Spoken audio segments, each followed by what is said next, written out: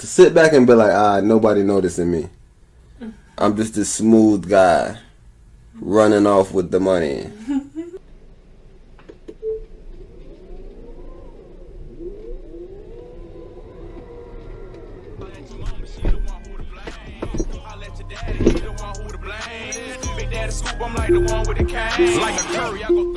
Current location 01010 Matrix Boulevard, somewhere in the American Society. Manifesto. Head west on Memory Lane toward North Babylon Trail for 0.3 miles.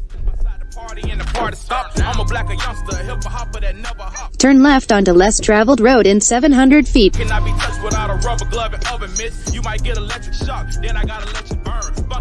Turn right onto BLK Privilege Boulevard in 0.1 miles. I try to tell him to follow the big dip, enticing by the ice on the side of a big ship, and now you get the true definition of big drip. The marathon. Your destination will be on the right. You must have thought that we was coming the same. I let your mama, she the one who to blame. Shabbat Shalom, gods and goddesses.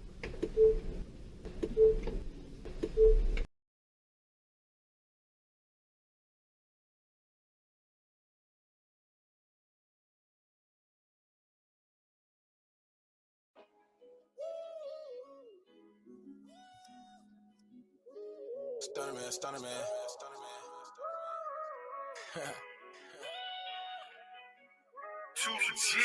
One more than 40 acres. Need space for the spaceships. Tryna ball Calvin Cambridge. Hit him with the shake and bake. Bankhead bouncing like what? Talking big faces, then what's up? We the heat wave this summer. If it's really hate, then fuck them. Huh? Cause I got my whole hood on call. Look at my neck, look at my wrists on froze. Stunnaman, drip down under my toe. And that's for sure. I want my brother, yeah, that's my partner. We gotta elevate from the bottom. We send a kiss and a prayer to mama. She selling in cans, how we bottle trauma. I seen it cleaning the dirty dollars. Man, I'm past ways, finna hunt you. Live now, but prepare for tomorrow. Either way, you gotta deal with the karma. Weight on my back, but I push for it. Smoking presidential, no Bush George. Gotta feed the family, so I cook more. Bitch, I'm in the field like Ryan Forrest. Visit cities, ring me something foreign. It just sound like a fucking thunderstorm. Young and going hard in the paint. Don't say you is when you really ain't. You might sink in that Florida water. Boy, keep your shit more in order. You might faint, get some iced tea for me. Ain't talking no law and order. Don't need no rape, just to feel important. Look, bitch, I feel immortal. Yeah, I'm straight. Watch me skate to the bank. Headed to a place you can't. One more than 40 acres. Need space for the spaceships. Tryna ball Calvin Cambridge. Hit him with the shake and bake. Bankhead bouncing like what? Talking big faces, then what's up? We the heat wave this summer. If it's really hate, then fuck them. Huh?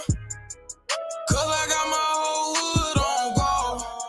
Look at my neck, look at my wrists on froze. Stunnaman, drip down under my toe. And that's for sure. On call. Wrist is on froze.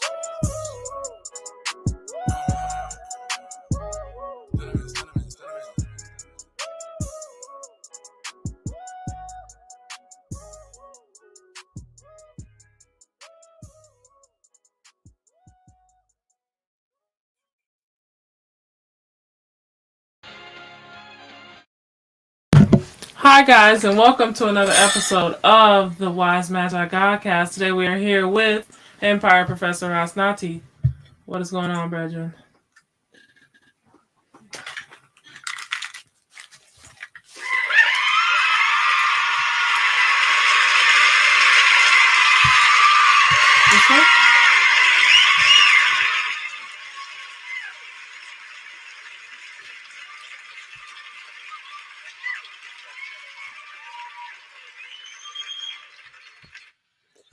Okay. Thank you, man. We in the building. Where's my goggles at?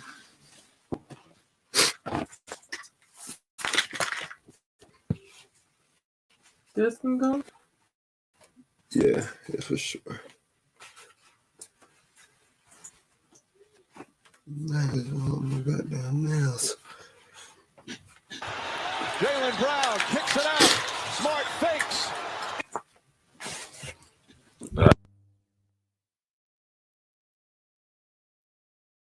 Y'all know we like to start the show off like, man, so we're gonna start off with a little basketball clip.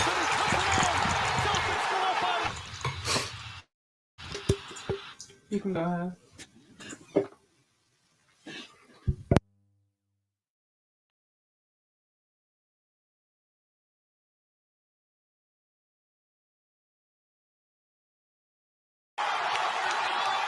They wave it on.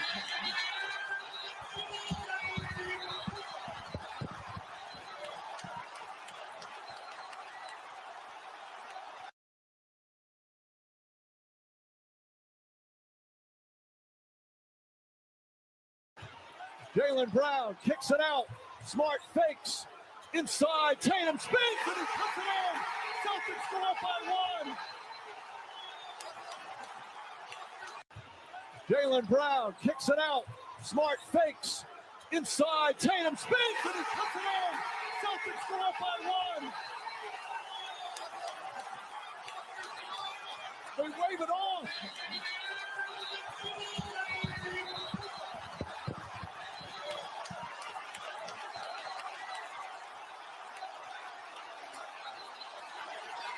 They're waving off whether or not.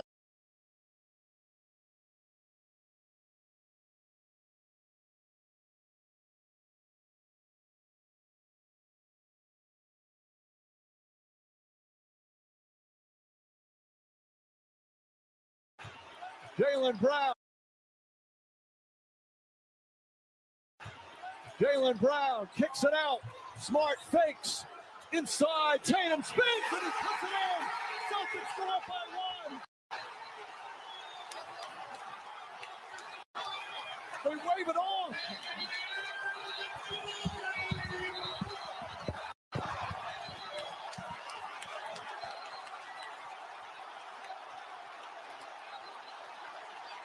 They're waving off whether or not to check to see. Seems delivers the on-point pass to Tatum.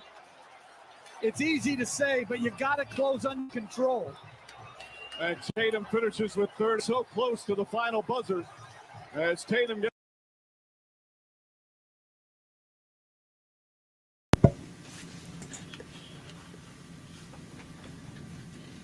Empress, what you saying? I can't hear myself. What did you just turn? You turn the game down? Oh, I didn't even move the game. I can't turn my hand. Can't turn back this way. Okay. Yeah. Better? Yeah, sound better. Yeah. Okay. Yeah. I don't know. Lack of defense at the end, so maybe there was a lack of defense overall, and it looked like it came and got them. But we didn't watch the full game, so I'm not really sure. But that is amazing attention to detail to actually be able to finish that under a high pressure situation. I like it. I like what I'm seeing. They're giving us some competition. Yeah, this is a good game, and if you like definitely the Empress said, we didn't really get a chance to zero in on it. But what you can take from this for sure, right? For sure is, first of all, this is a 2 versus. I want to say this is a number 2 seed versus 7 seed. Mm-hmm. I know. We all expect Brooklyn to win it still, kind of. When I say all, I'm talking about as far as me and Empress and a couple other smart people.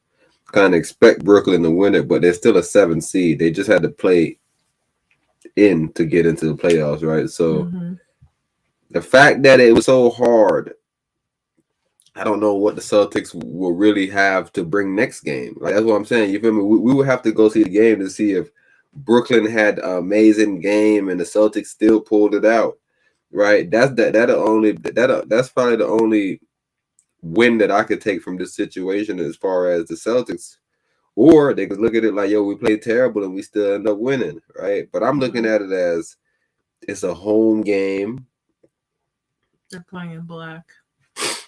They're Color playing in in black. itself. Have you ever seen a team play in black at their home games? I'm pretty sure the Clippers did last night. Oh, okay. So it's NBA. Yeah. Oh, yeah. Yeah. They're always doing some individual So, stuff. like I said, I'm taking that away from it for sure. I had a little article that was up there. Like I said, I didn't really into it, but I heard him saying something about the Kyrie situation. Yeah, kind of see what's their take. See my the debunk some stuff. And what a thrilling. The disrespect. But yeah, this is man. That's an interesting play. But what another thing that y'all gonna pay attention to is the fact that they about to close out. Also, I do have some stuff in notebook. I don't know what it is. What's it for? But some stuff in notebook. But yeah, it's the Facebook John that I really. It's a Facebook link? Yeah. Okay. What is it, 418? Yeah, it should be the only Facebook link. Okay. Yes. So after the article? Yes, ma'am. Okay. Alrighty.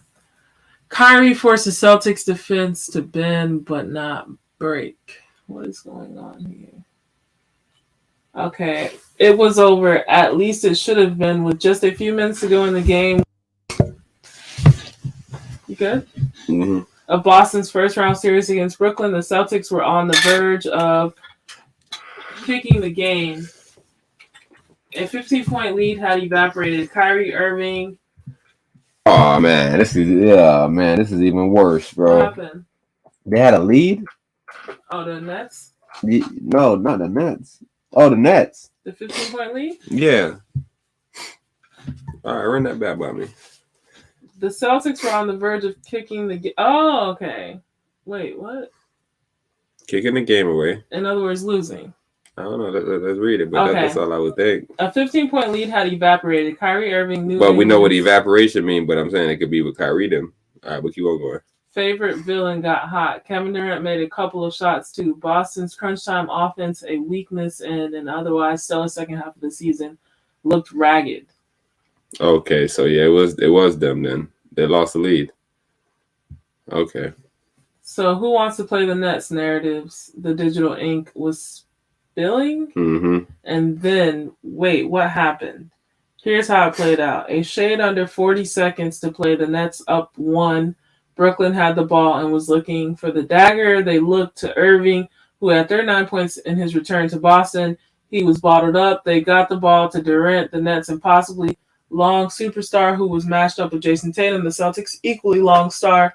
Tatum had already blocked one of Durant's shots earlier. As the shot clock wound down, Tatum stayed in Durant's chest, forcing the ex-MVP. What? Mm-hmm. Why call him X? They took it from him? No, he won one. He didn't win this year. Oh, okay. Yeah. Into a contested 30-footer. Boston rebounded. Ime Udoka. Oh, Udoka's still in the league. Declined to call a timeout. I tell the guys, Udoka. Oh, this is a coach name. All the time said Udoka, if we have an advantage position, I won't call a timeout. Jaylen Brown collected an outlet and drove baseline nothing. Brown swung it across the court to Smart. Smart 4 for 9 from the 3-point range. Got 2 Nets defenders to bite on a pump fake. Driving Smart spotted Tatum. Last second, Smart said he zipped a pass to Tatum, who in one motion spun and flipped the ball, and just as the clock expired. What? This is what game? So the video's right here that we just watched on YouTube. Hell of a play from Tatum, said Nets guard Gorgon Dragic. Mm-hmm. That's literally magic. Anyways. I just went to get the rebound and Smart found me, Tatum said. It was just a layup. What a finish. Officially, Nets Celtics is a 2-7 matchup, but rarely has a number 7 seed been this dangerous. Brooklyn won 44 games and needed to win over Cleveland in a play-in to get into the playoffs, but come on. This was Kevin Durant and Kyrie Irving. The Nets aren't a threat to win a couple of games. Huh? The Nets aren't a threat to win a couple of games. They are a threat to win a championship. Oh, okay. At times, they looked like it's Sunday. Irving was electric. It's been 3 years since Irving left Boston for Brooklyn as a free agent. Inside TD Garden on Sunday, it felt like 3 minutes. Irving was booed during introductions. He was booed whenever he touched the ball. He engaged with fans repeatedly. In between one possession, Irving put his hands behind his head and raised both middle fingers.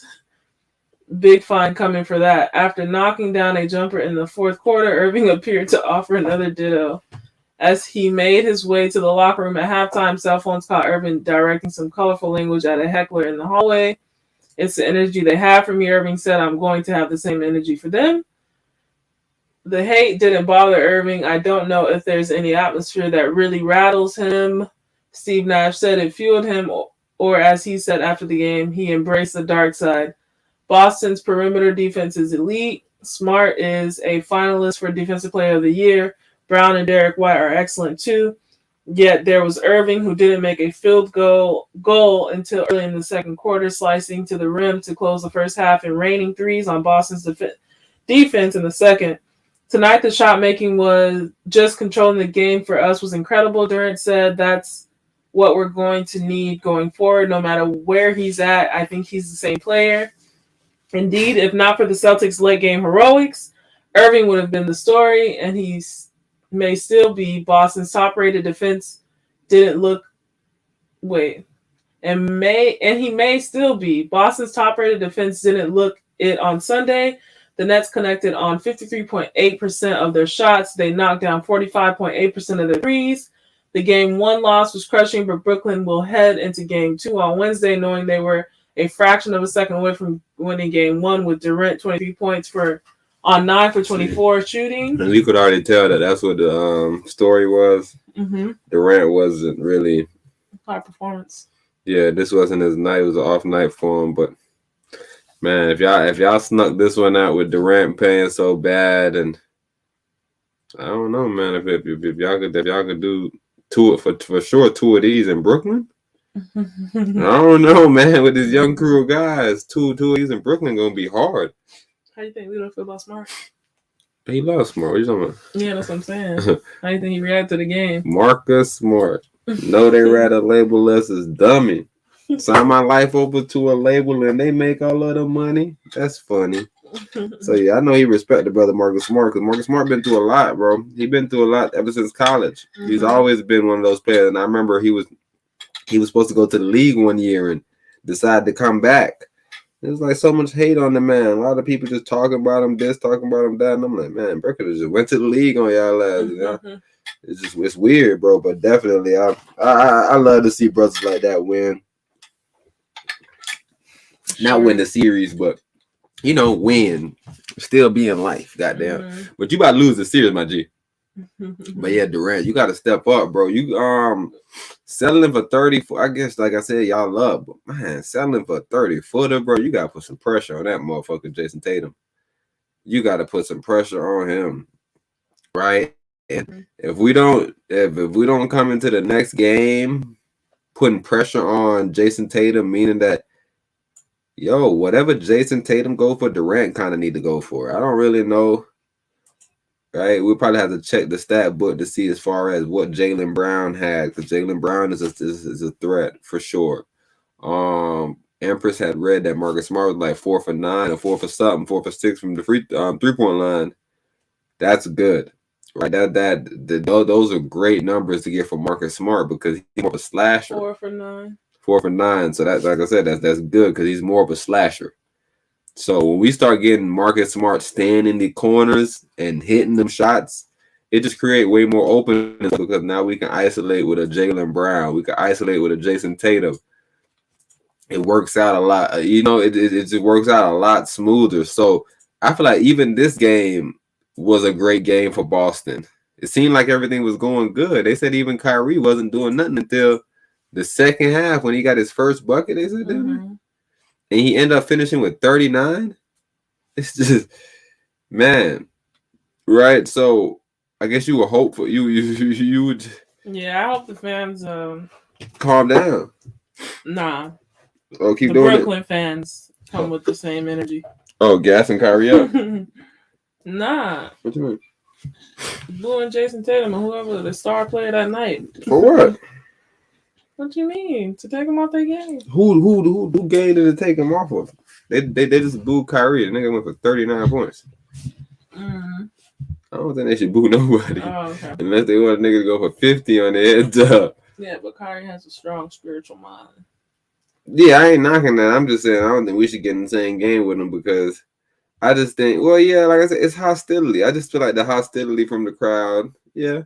So I agree with you. Like I said, Jayson Tatum, Jaylen Brown, these are young players. Mm-hmm. Both of these players probably in their sophomore season. young guys, right? So and the hate really comes from him being traded or him leaving. Yeah. Them brothers didn't really leave nowhere. Because I'll tell you, it was because they was rookie. Mm-hmm. They was rookie. Kyrie went over there their rookie year, and man, I remember they were showing Kyrie in practice how he was torturing all them guys. So it's no wonder those guys are good, right? They used to get killed in practice by Kyrie all the time. So their work ethic, the way they look at basketball, is a lot more skilled. That's why I like Jayson Tatum. Even the fact of catching the ball, being able to spin and do the layup. Keeping in mind where the time is, because I was telling Empras, like, this is one of the trickiest things.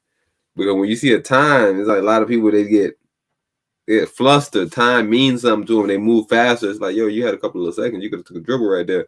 You could have made a spin move right there. Like most players, they probably just caught it and just threw it up. And it's like, yo, you could have made a spin move right by the basket. So, man, that brother Jayson Tatum, that's high IQ. High IQ. Like, that's why people rave about this brother. This brother is going to be something special in the league based on just simple IQ. Like, a lot of people don't know the game, and he does. Same thing with the brother Jaylen Brown. He understands the game. Same thing with the brother Marcus Smart. When I was hearing, I was like, dang, they got Jaylen Brown on this team. Oh, Jayson Tatum, he seemed like a mature bro. Oh, Marcus Smart? Oh, shit. Yeah, they got it. They got some nice pieces, and I think they had Al Horford over there, which is why they was playing so mature.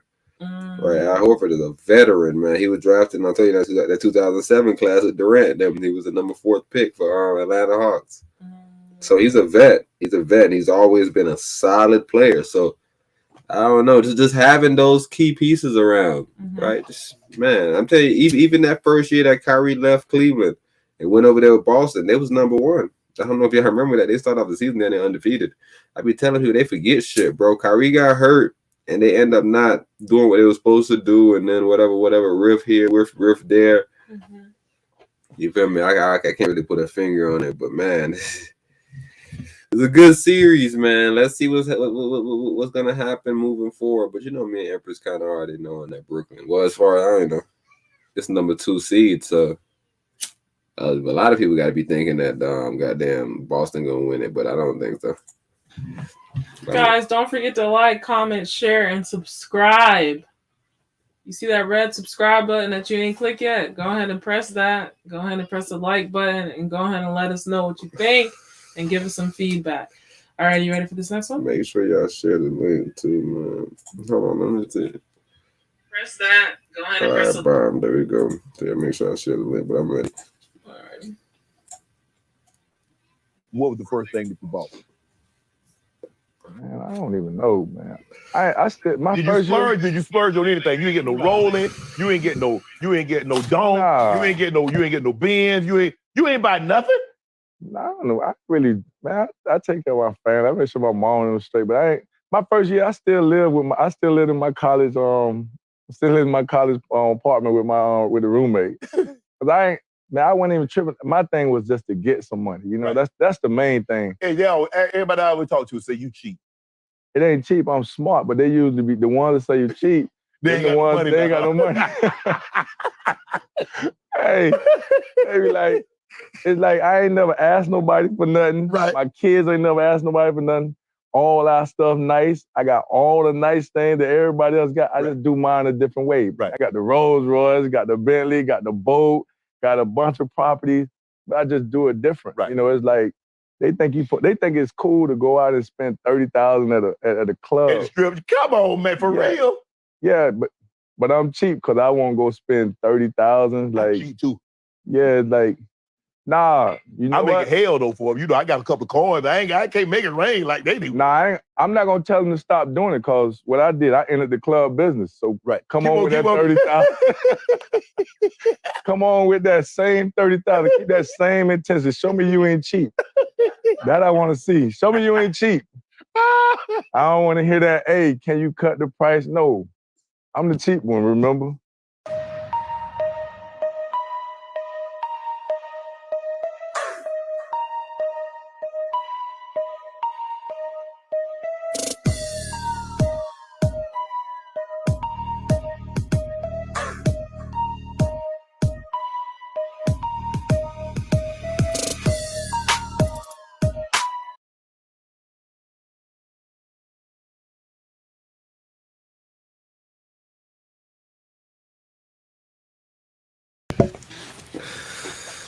But I was able to see that video, and what he's explaining is every time you talk to somebody, they quick to say somebody's cheap or somebody, all these terminology we use. Yo, you cheap, you this, you that.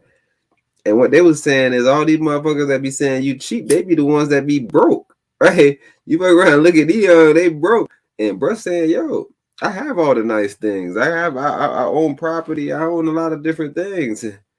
I ain't cheap. I'm just smart with my money, brother. But then he was telling my brother Shay, right? He was like, yo, you ain't got to say nothing to him, Shannon, because you got to think about it like this, OG.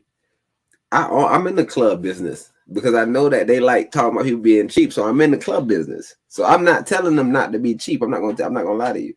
See, that ain't fly, Edgerrin. You gotta tell them still not to be cheap. I mean, still to be, I guess, but Edgerrin just letting them know, yo, I want to see how not cheap you is. You got 30 bands, you like throwing this shit? I'm in the club business, bro. Yeah, come to the club. Yeah, we got some girls in here to throw your money. You want to throw money. Right, so I don't know, Empress. What's your thoughts on people saying people cheap? People cheap. What does that mean? Everybody's entitled to their own opinion. As long as they're happy, I can't really call them cheap. As long as they're spending their money that they feel is a worthwhile way. To say they're cheap and they're spending, like, what? That's a contradiction. How are you spending money and cheap? He bought land? Oh no, he's cheap, but land. People don't know that you bought land. It's nothing that it's not. It's he's not flashy. You don't smell like land. Flamboyant. He's not flamboyant enough for them. Yeah, don't get lost in Babylon. Let Babylon do Babylon things, and do not get lost in that narrative of what when in Rome do what the Edomites do. It's the same narrative of keeping up with the Joneses, right? You're trying to keep up with somebody that's not keeping up with themselves.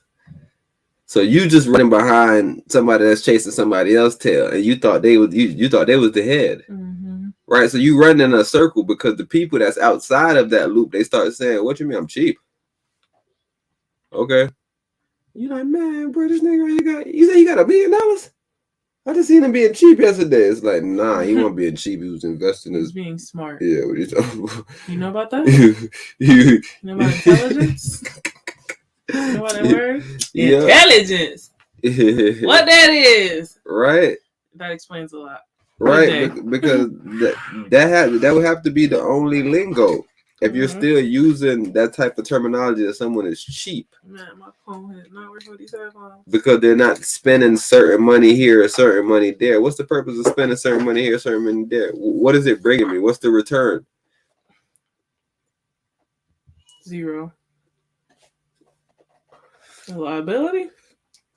Negative $3,000. You just bought overpriced liquor, overpriced whores, overpriced everything. Like, just listening to the brother Michael Saylor, he was saying technically that he bought some or the house, if you got the deed, you can see every time that it was sold or whatever. But the first time that it was sold, the first time this house was purchased was for like $500K. And he was saying today the house is worth such and such million. He's saying that's almost like a 500 or 5,000% increase. And he was just talking about inflation though. He was saying inflation increases 10% a year. Like he's saying that's a true inflation rate. But they don't tell you that. They say it's 2%. They say all these weird percentages. But when you really look at it over the such and such span, and you say, okay, cool. Average. Yeah, if this was worth this, and we right here, how did it get here? And if I take this shit and I divide it by the amount of numbers with that number, what do I get? I'm telling you, even when they were saying like the economy's gonna crash or whatever, like in 2019 with Trump, it's like it flourished even more, and we were like, all right, is it the housing bubble? Like we were trying to speculate, like what would actually cause it? And there's this infamous. Is it infamous? Yeah, infamous word called pandemic. Where now it just seems like, oh yeah, it makes sense. Yeah, the pandemic happened. That's why it's like, And now what? You said we're up to 8.5%, and on average it was 10%. In other words, some years it was 2%, some years it was 1%, some years it was 3%, but now we're at 8.5% in 1 year. If that was a plan, that would be so well planned out. And mind you, they've been doing this technically based on what Michael Saylor said for a century now. Because he said the house was bought 93 years or 90 something years ago, so technically a century now. And from the number, it's 10% a year. So he's saying that there's no year that there was 2%, unless there was a year that was 20% inflation. Right? So they all had to be around 10%, or you telling me that, yo, 1 year we went crazy, it was 25%. Like, what? What was people paying for shit? Did people buy stuff those years? But like, because that's the whole point of inflation, right? So we can stop spending, so they can catch up on the supply chain and all this other stupid shit they got to catch up on. So they say, yo, let's raise the inflation rate. Let's curtail all this spending. Let's stop all this spending. They don't need to spend no more, because when they see the price, they're going to stop spending. And they're literally churning up the fucking inflation volume, like, as loud as possible. Like, how far can we go before, like, a massive loss of life? Like, what's that limit? And that's what it seems like they're doing right now. They're churning up that heat, waiting for that frog to get ready to jump out of that hot ass water. Which is why you hear a lot of people that's like private investors and these bigger money people, smart money, saying, hey, I think we're playing chicken with the Fed and we should stop. I think the inflation is quite high, and they're trying to see when we're going to get scared, and we keep playing with them, and they just keep on like, okay. Hey, no, it ain't really nothing. No, we're just going to rise it a couple more times, 2 more times for the year. To a point where you can't even use the smart money anymore, because the smart money has the affordability to wait it out. Now you got to analyze the retail. You analyze the retail's bank accounts, say bank statements. You're analyzing all this information that you can get from them, because that's what a lot of the permissions prevail, is them having bank account information and just all type of transactions. Now they go a step further and go to social media. Use those data points, and they can analyze simply people committing to gathering up and bartering, trading, and so on and so forth, and realizing, like, hold on, somebody just opened up a business down the street without an LLC to pretty much start a underground, like, food market or whatever the case is. And that's when they're like, oh shit, come on.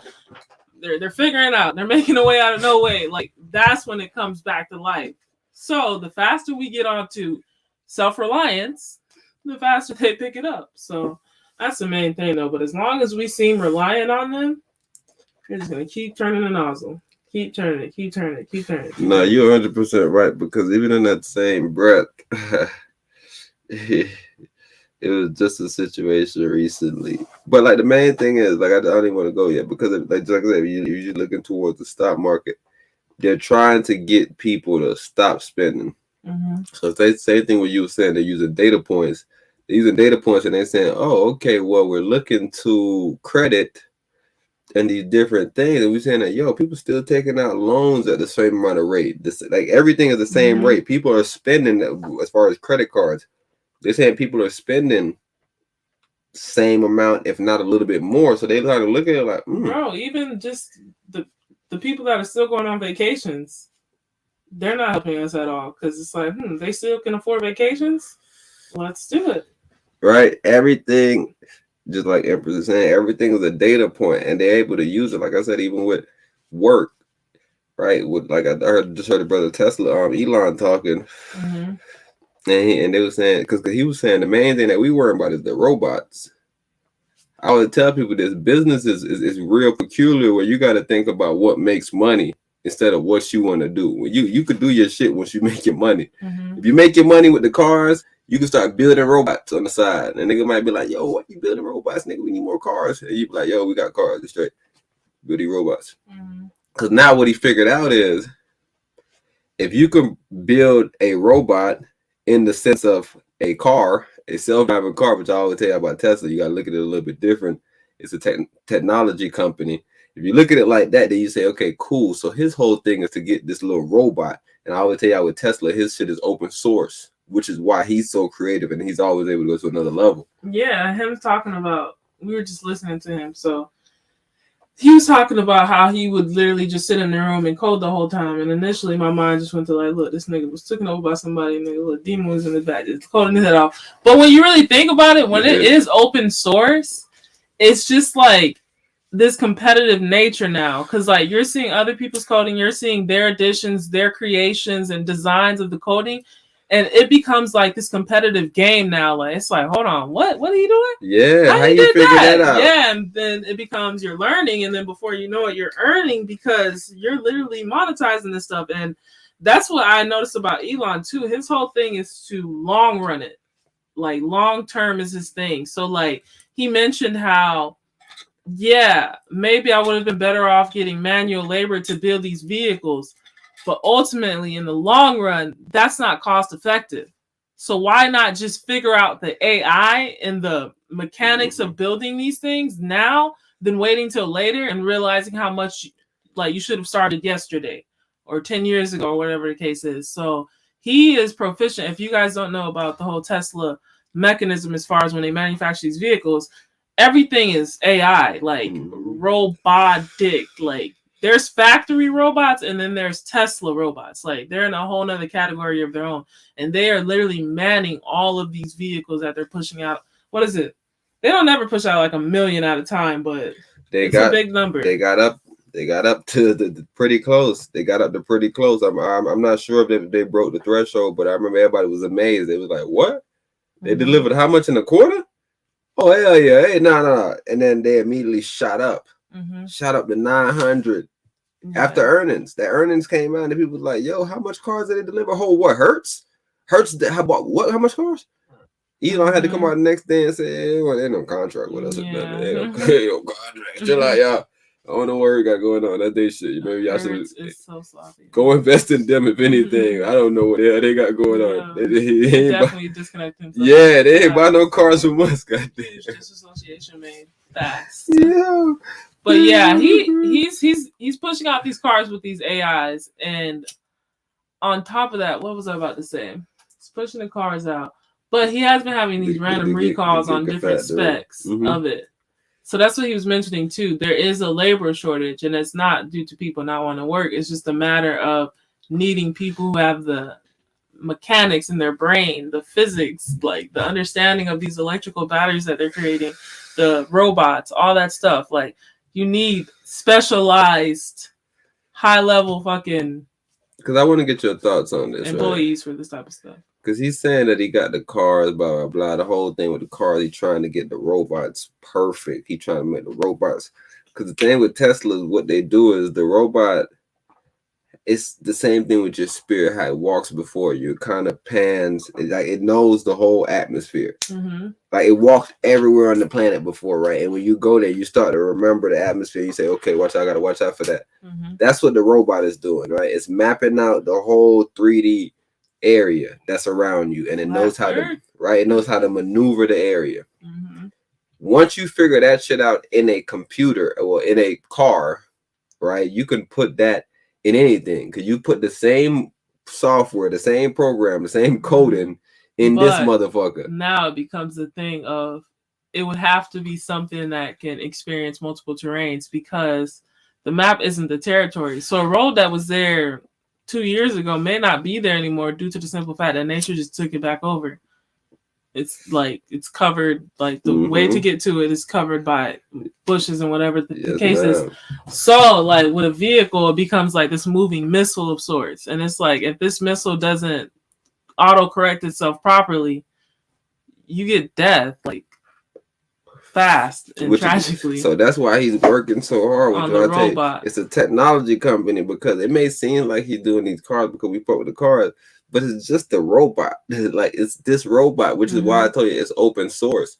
So other companies could take the same shit and then change it over and do a little whatever.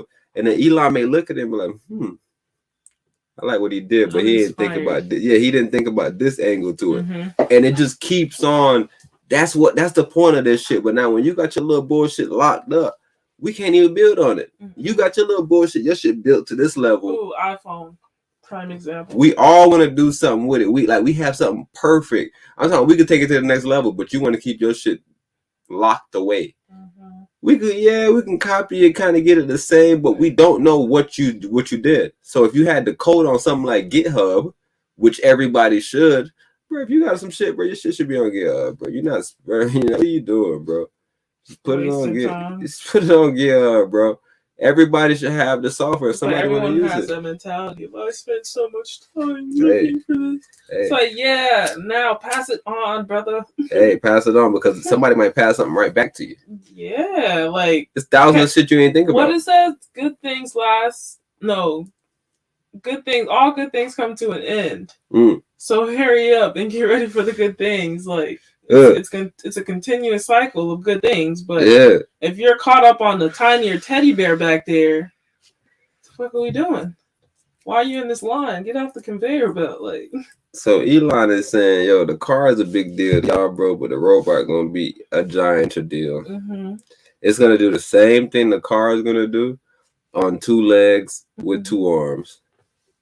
But he said, "What I'm also making sure I focus on is how to make sure that these robots can't be updated just online, because if we have the GitHub situation online and somebody go change the robot and had the robot doing crazy shit, we don't want that. So it should be only person. It's it's gonna happen. I guess that's why you gotta get them out here sooner than later. So their whole thing is to not have their emblem or their brand associated with it.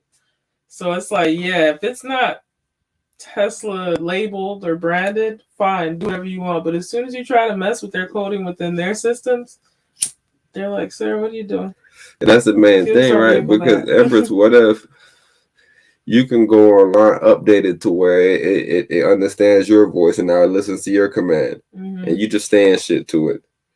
Take that, throw that outside, and then the people with the robot like, "What the fuck is the robot doing?" The robot is taking over the house. But it's somebody else taking over the house using the robot with the same commands, right? So Tesla, like Elon focused on a lot of that stuff, but what he was saying, I was like, yo, that's interesting. Because even if he took over Twitter, it'd be the same robot he would put on there. It's the same robot. I'm putting the robot everywhere. Like, the robot is going everywhere, nigga. It's a programming of a motherfucking robot that's kind of like a human, that kind of know how to identify the three-dimensional world and kind of knows our laws. We got laws, and you need to listen to these laws, and you need to try to implement them as good as you can. But humans are gonna step in. There's gonna be weird nuances, right? Where it says, "Hey, error, step in." Right? We step in. We say, "Okay, cool. I see what you couldn't see. Bam, this person right here, good." And that's what Tesla or Elon was saying, as far as we're just gonna rule on the side of they innocent, bro. Right? If we go in there and somebody say something wild, but it doesn't really mean nothing, we can't say it's wild because it appears to be wild, or because somebody complained and said it was wild. It has to be something that we know to be wild, and we can tell you what's wrong with it. That's the main reason why he wants Twitter to be open source. He wants motherfuckers to really be able to figure out, yo, was this a robot that did this to me? Or was this a human that came in and changed this code? Is this a coding that says, yo, if somebody say this word, take them down, right? What's the coding? Everybody want to figure that out. Is there a human stepping in randomly and taking me off? Or is it a fucking algorithm that says, yo, if you do that, you get taken off? Like, we trying to figure out all those things, right? And that's what Elon is super interested in. But I'm telling y'all about the robot. He's saying that shit bigger than the cars, bro. It's gonna be like your own butler. And then, like, you know, my white man started asking, "You think people gonna be in relationships with it?" Elon said, "Yeah, it might come. It's gonna come with it. People wild, people lonely, but the robot's gonna be perfect now. They're gonna be able to identify everything in your house. Everything every day is gonna be updated, whatever the situation is. Everything visualized. We're gonna have computers that they're gonna look at the fucking room, do a biometric scan or whatever the fuck they gotta do. They do it on the computer right now, on phone. They do it anywhere. They do it anywhere, bro. You can go for a job. They send you some weird little company that got a biometric shit. Send you email, nigga. You take a selfie. They say, yo, that's you. Got your biometrics. I don't know what the fuck did biometrics mean. He got my biometrics, nigga. You know, bio mean life. And metric just mean measurements. So I'm just thinking, your life measurements? Fucking nigga took of you. What he could took of you? Sacred geometry. The amount of blood you got, the shape of your nose, right? Nah, I feel like biometrics is just unique. What's bio right? about so it? Your iris is biometrics, and they measure your iris and the different points within it. Fingerprints are biometrics. But I'm saying they're just looking at your face. So you saying when they're just looking at your face, what are they taking? The triangulation of your mouth to your eyes, maybe your eyes as well. Different grooves in the eyes. Something's being scanned that's unique to you, and nobody else has it. Cause I seen a nigga scan me, and he didn't have my face. He had me like in negative. So I was just white. Or whatever, it just scammed me. What is this? Biometric. And those negatives probably make it even easier. Yeah, now they're just using lines, and that's that. What do they call it on Illustrator, Adobe? Convector or some shapes, like where it looks like a pixelated image, but it's actual shapes. Vector? Yeah. Is it vector? Yeah, I think it's vector graphics. Yeah, so vector graphics are literally graphics that don't have the pixelation. Whereas, like, once you keep zooming in, it eventually becomes a shape and then a color. You can alter that color and shape. Whereas with pixelation, like, it just, you continue to zoom in, it just shows squares and squares, and you can't really pull those squares out individually and color them and do different things with them. It's like all embedded in that one image, and that's why people don't really like JPEG. They always like PNG because PNG usually has a vector aspect to it. As far as when you zoom in, it doesn't pixelate. That makes sense. So as far as the robots, would you be somebody that would be open to having like a robot or something in your house, like what Elon is talking about? No. I was just thinking about how like I struggle to even like have like electronical to-do lists or planners or calendars, any of that stuff. It's like I'm more of a manual person. Like I like the just hand on the material vibe. So like robots, I don't know, what, like a vacuum robot maybe? Maybe one of those. Yeah, the robot gonna be doing everything. You can walk around. Yeah, but him talking like a human and all that stuff is just like, it just would like, I don't know, it'll put like a weird pressure on you. Like imagine having like a talking, walking to-do list. It's like, hey yo, remember you said that you had to do, and it's like, I'm not doing it today, bro. I thought about it. I'm not doing it today. But it's like this robot is just continuously. But I'm saying though, the robot know you. So in 2 seconds, and whenever the robot goes, hey, we're not just like an accountability partner on 10. Reschedule it for tomorrow at 10 o'clock. Yeah, I don't know. It would be something new to adapt to be quite honest. But at this point, I'm saying no. Hey, maybe my mind might change. The car needs to be fixed. Make sure you fix the car when I'm at work. I don't even like the thought of like a human assistant or like a human like maid or human like. But a human different from a robot. Daycare person.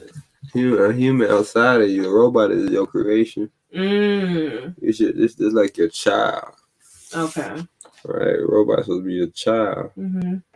Almost your butler, I guess, when they get older. If you don't want to be your child no more, then you like, yo, Jeffrey. When it gets older, it ages. Yeah. I guess it does, right? You gotta update the software. Yeah. How long you had the robot? Oh, he's 10 years old. This wasn't the old bro. I still have another article in there, I think. You can just go to the playlist. Oh, yeah, you can go to that. Nice. Oh, yeah, you can go to anything, G. Yeah, you can go to anything. But I definitely wanted to run that video with Edgerrin James because I just thought it was interesting that people look at life and it's a fancy world, bro. Yeah, like he sounded so ignorant when he was asking questions at the beginning. You ain't spend on that? Like, boy, such a little black. And Miles, like, I don't know. Shay Shay's like annoyingly black.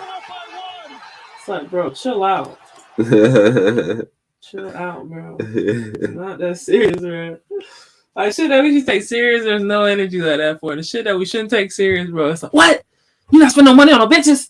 No. And that's fuck. What I'm telling you, though. That's main thing I was saying with bandwidth. We be focused on so much fuck shit, bro. Fuck shit drain us, bro. Oh my god. Real shit come by our table, we like, yo. I'm tired. I don't do none of that politics and all that listening, bro. You talking about reading? Bro, and niggas love saying that. Heard niggas talking about taught nigga how to politic. I laugh my head off. Like, what? You teach a nigga how to politic, or you just teach a nigga how to fucking do something and he eventually figures all that out? You gotta teach some people how to politic. No, bro. People get lost in the fad of politic and then don't know how to actually politic, bro. Just stop saying that word, bro. Let's just all get to like a goal or something that we're doing, and then we can talk about what we're doing. Back in the day, we used to be rapping. Yo, let me rap to you, real OG. Bro, I was even thinking about that. I was like, we should be like the accountability police for fucking rappers. Like, when they say they got something, be like, stop lying. Like, I heard a bruh saying, he had the First Class sample. First Class by Gwen Stefani. And he was like, I can have you in the first class. And I'm like, for what? Spirit? No, these damn like, it's just like, I be wanting to question people. Like, bro, are you trying to speak this into existence, or is this your real life? Because you're really confusing me right now. You're making it seem like you got this all figured out. Like I said, there's some rappers that speak about it, which is why they say, yo, don't call me a rapper. Not a rapper guy. Rappers are actors. Cause they be saying that, yo, all the dope you done sold, bro. Why is it a drought in the streets, bro? You a dope king, bro. Every song I heard you talk about, bro, you got 100,000 keys, bro.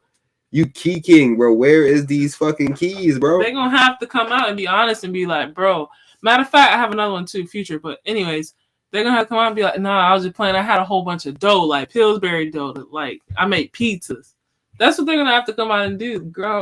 Girl, he funnying themselves. Like, just let them know this is all for comical and entertainment purposes, and this is not real. Because I heard Future saying, I'm not lying. In so many words, he said, I'm not lying. I am on meds. Because, you know, everybody was like, bro, he wasn't on the lean. Like, he just was selling that to y'all.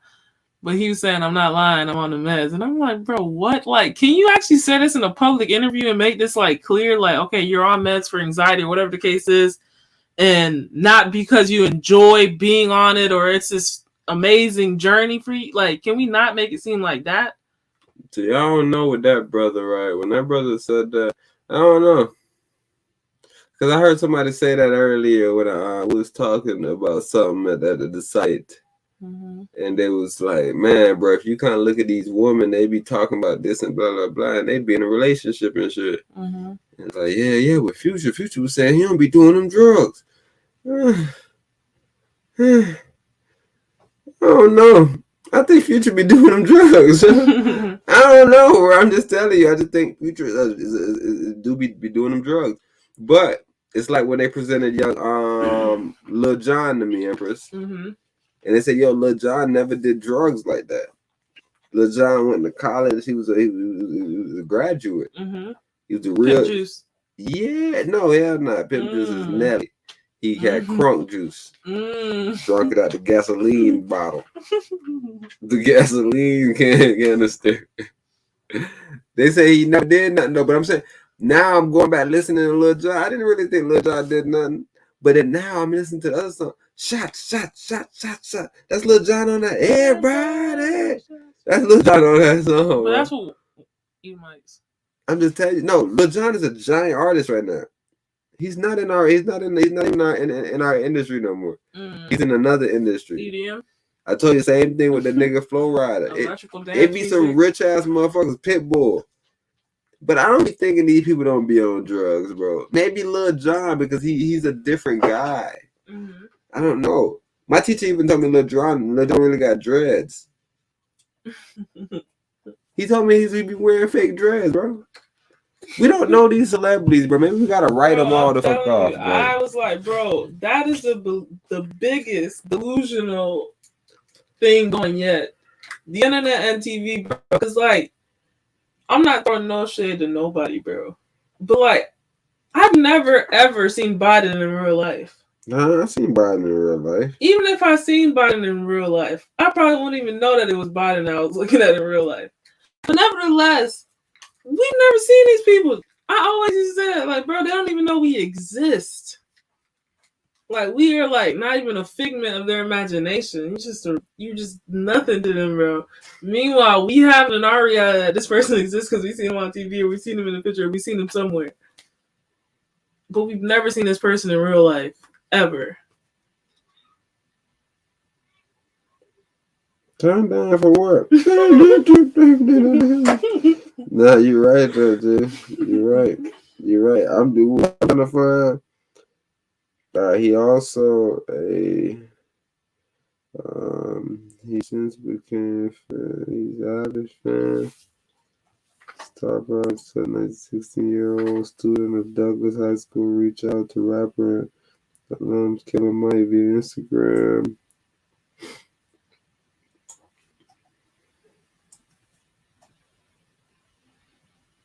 You want to read one of these articles?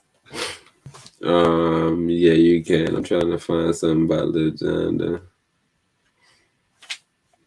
Let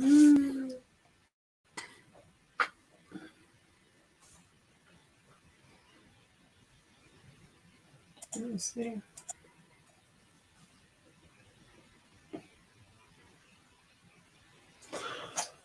Oh man, all these are heavy.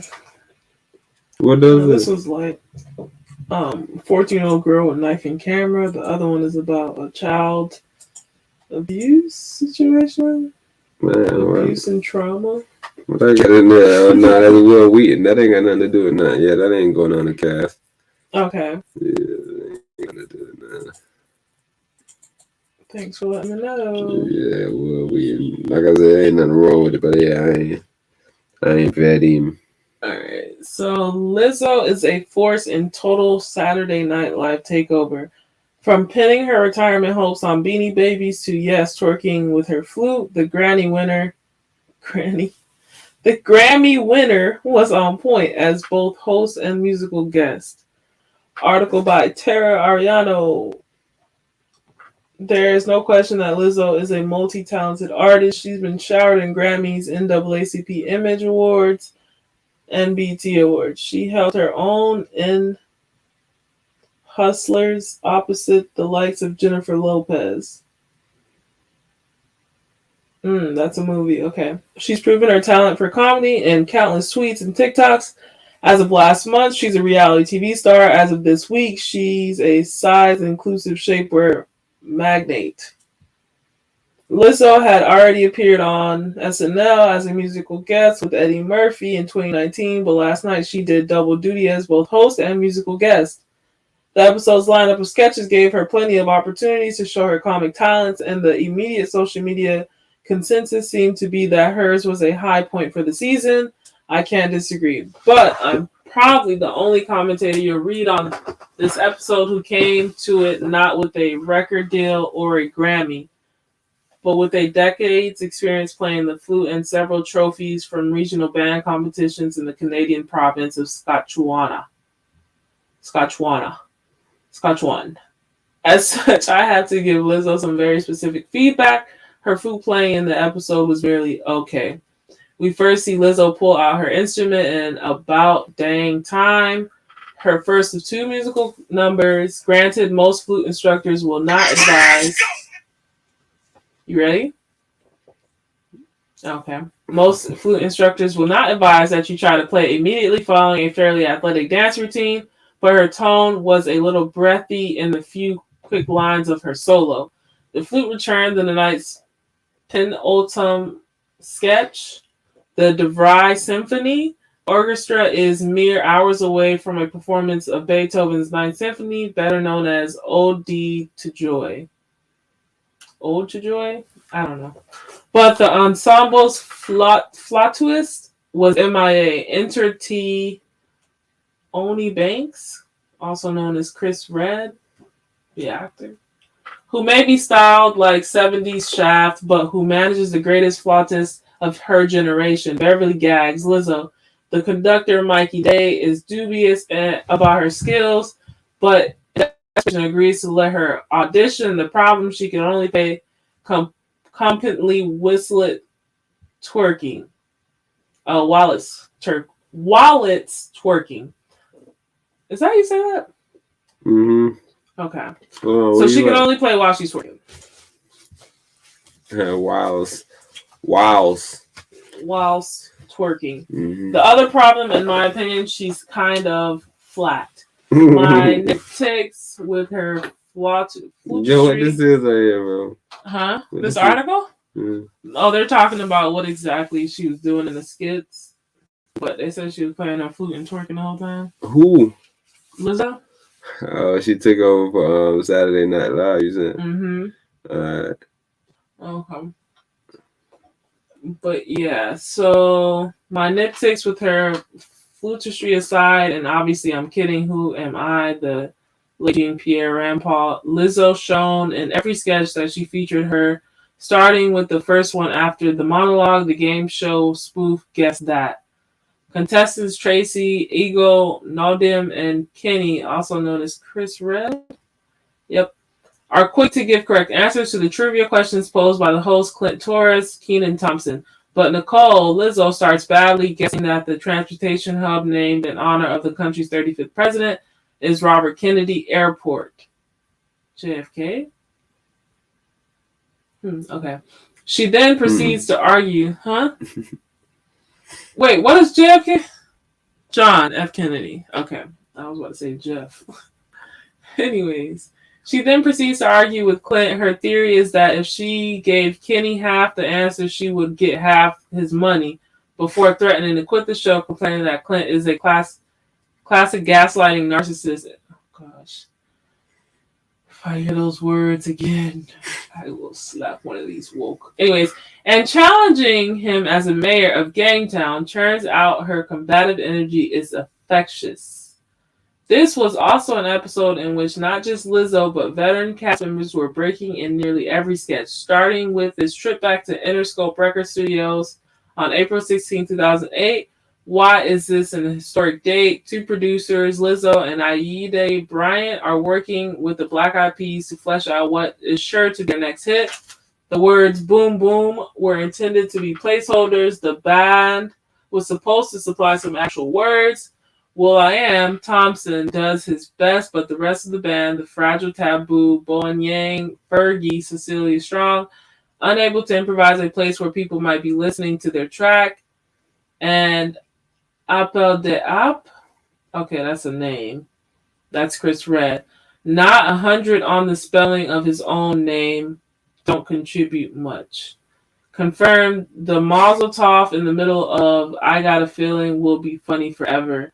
With a TikTok superstar like Lizzo in the building, it would be a shame not to do a sketch that highlights a platform. I really enjoyed how low concept this one was. A recreation of what it's like to flick through your FYP page while dodging nagging text mom, trying to make sure you're studying for your test tomorrow. Lizzo and Sarah Sherman's take on Miranda Cosgrove's sound is a gift to the world, and it has probably already been a viral TikTok sound for hours by the time you read this. Lizzo's crush on Chris Evans is so well known at this point that she even had to reference it in her monologue, but after this episode, observant fans are also going to wonder what's up with Lizzo and SNL feature player Andrew Dismukes. The two first share the screen in the latest video from Please Don't Destroy. Lizzo tells the guy she's supposed to go rehearse her new numbers, and she hasn't written anything, so she needs them to come up with her next Black woman anthem. Increasingly threatening interruptions by Dismukes as himself only make everyone more anxious and less confident, which is not the vibe Lizzo wants to create. And okay, sure, the PDD video seemed like it was hinting at Lizzo low-key thirsting for Martin Herlily until he got to the first post update sketch in which Strong and Yang play stage managers for the weekly orgy of an Egyptian god. Why do they play so much? I can't stand these people. An Egyptian god. They couldn't find no Greek gods. No Greek guys. Point taken. They started defeated these brands. They need to stop playing with motherfucking Egyptian guys. As they run through all the roles required for such an event, snake guy, man playing loud, abrasive music, old woman caked in makeup with rotten teeth, they light upon the Sinis woman and her tender boy, played by Lizzo and Dismukes. The Sinis woman reclines in a divan and asks whether the stage managers want her to caress his face with grapes or spank him. I have to agree with the stage managers. They both feel right. In the episode's final sketch, Lizzo and Dismukes play Annette and Steve. The latter has just quit his job because thanks to his investments, he doesn't have to work. Steve pompously lectures his guest about his investing prowess and how important it is to let your money work for you and not the other way around, ending in a cabinet that contains the investments themselves, a trove of Beanie Babies. His guests, Day Young and Heidi Gardner, carefully tell Steve that Beanie Babies actually have not held their value, leading to a joint panic attack from Steve and Annette. Going by the kicker to that sketch, Chris Evans should start looking for another lady to have his imaginary baby. Liz Mukes forever. So Liz Mukes is Lizzo and Dismukes name put together. As a conclusion of that article, Dismukes, you follow Dismukes? You don't even know Dismukes is. I don't know who Dismukes is. How you feel about a nigga named Dismukes? Dismukes, he sounds Haitian. So you'll fuck with the Haitian being with Lizzo? Dismukes, to be exact.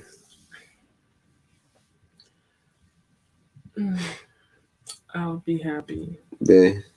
Huh? Who was wrong? His name is Andrew. Dismukes? Yeah, he looked just like Chris Hart. And that's the thing, too. As soon as we would have heard Chris, we should have been like, oh, nah, Dismukes can't be Haitian. Unless he's part of the Creole. Part of the Creoles. Is our own Andrew Dismukes. No, this is probably from Ontario, Canada. No, I knew. Hey, Andrew, I really love the face paint. Thanks. Dismukes just fucked you up, G. You also brought some animals. I'm looking for everything black. Oh, you one of those people. You be one. No, I'm saying if she had a black man, an African American, I would be rooting for it. But she has a Dismuke. Yeah, I'm gonna need you to be here to review my Elon with me. Well, this is this is still the last thing from Dismukes. Oh, no. But did I have anything in Notebook though? Let me go and check the name, bro. No, I said it's from April 3rd. Yeah, I think I have some stuff in here that was just reposted. TMC, South Korean Army. Mark Zuckerberg trash Facebook employees. That one? Yeah. Pull that John. No, that John Brown. Dismukes. Who that? Dismukes. Mute. I don't know a mute. I know Dismukes. Dismukes. Are you ready to sweat? This a freestyle? Look at this. Sweat poking. We didn't do no freestyle. We did not do it. Y'all tap into that Patreon if y'all want that episode. It's a good thing we started out with the spin. Mark Zuckerberg traps Facebook employees in Metaverse for 6 days. Yo, this is what do you say to the you know those people that be trying to like block stuff? Like, how do you let them know like, oh no, this is just This is a spoof story. What you telling them? The YouTube trolls. Mm-hmm. The YouTube that be trying to block people. Mm-hmm. Hey, we read this story right now. They be like, man, these be right here telling some fibs, maybe. Mm. This ain't no misinformation. Let's see. How you combat misinformation spreading? Meta CEO Mark Zuckerberg paying attention. Idiots talking to you guys. Yo, Empress. Yes. Come here. Damn, hold on. Don't come to me yet. I need you to feel my head, bro. What Master? Alright, come here, come feel my head. Touch my head. Not tight. What? Why you got your man dark on? Man, I gotta switch myself. I'm about to pass up, really. Nah, I'm G though. You could jump into the article. That's why I ain't got us muted on. You think that I'm scared behind the scenes. Okay. So Meta CEO Mark Zuckerberg has been found to be experimenting on Meta employees as he continues to work on his Metaverse project. Zuckerberg gets hands-on. Zuckerberg has finally made the switch from tech bro billionaire to mad scientist after establishing his company's plans to realize the virtual dystopia of the metaverse. The Zuck has surprisingly taken on a more hands-on approach. According to multiple sources, at Meta, Zuckerberg's metaverse focus has resulted in a vastly different work environment. What was once a typical tech conglomerate has now become a horrendous lab for Zuckerberg's wide array of experiments. Mark Zuckerberg experiments on Meta employees. Since the announcement of Meta's move to a metaverse company in October last year, Zuckerberg's science experiments have tormented everyday employees. One employee who asked not to be named told us the test subjects are picked depending on work performance. Those with poor performance are taken at 9 o'clock every Monday. Some are never seen again. Mary, a marketing assistant, told us that her colleague... Thanks. Yo. I'm supposed to be reading with your reading glasses. No, my tonalities. Oh, my bad. Some are never seen again. Mary, a marketing assistant, told us that her colleague Asim was taken in February after the company's Super Bowl ads failed to impress. Asim was returned to the marketing department at the end of March, a shell of his former self. I'm Azim. Zuckerberg, came into the marketing department wearing a lab coat and goggles.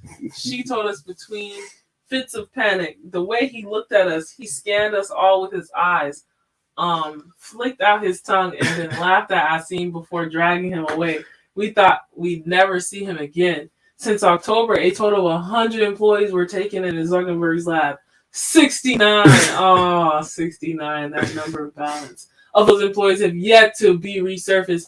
What? So he's in the metaverse doing this to people? He's taking us to the metaverse and trapping them in there. They said. You can't even play no more. You need to focus. For the most part, we don't know what happens in the lab. A Meta HQ security guard told us people go in, but for the most part, they don't come out. However, I can confirm that it's incredibly secure in there. Elon Musk wants fans to upload their consciousness into Tesla bots. The 6-day experiment. Anyways, while the majority of Zuckerberg's experiments are still ongoing in a secret, one of the earliest tests has been revealed. Back in November, 7 employees were taken from multiple departments across Meta, including a janitor and an internal mailman. As one of the shortest Zuckerberg experiments, the 7 employees were taken for 6 days, kept in the Meta CEO's laboratory. Sources who witnessed the test claim that Mark Zuckerberg trapped the 7 test subjects inside his metaverse by taping Oculus Quest 2 headsets to the faces of the test subjects. All 7 employees were kept inside virtual reality for 6 days and 6 nights. Reports on what occurred inside the metaverse are spotty. Rumors range from a collection of Zuckerberg-hosted entertainment events, including virtual slow dancers, to a metaverse fight ring in which Zuckerberg is the reigning champ.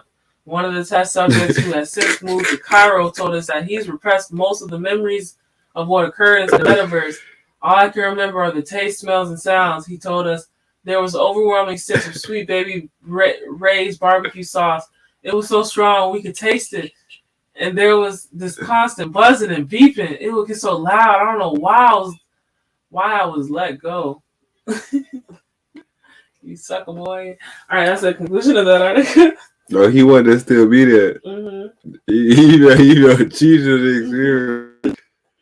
Yeah. Yeah, but this type of stories from him, bro.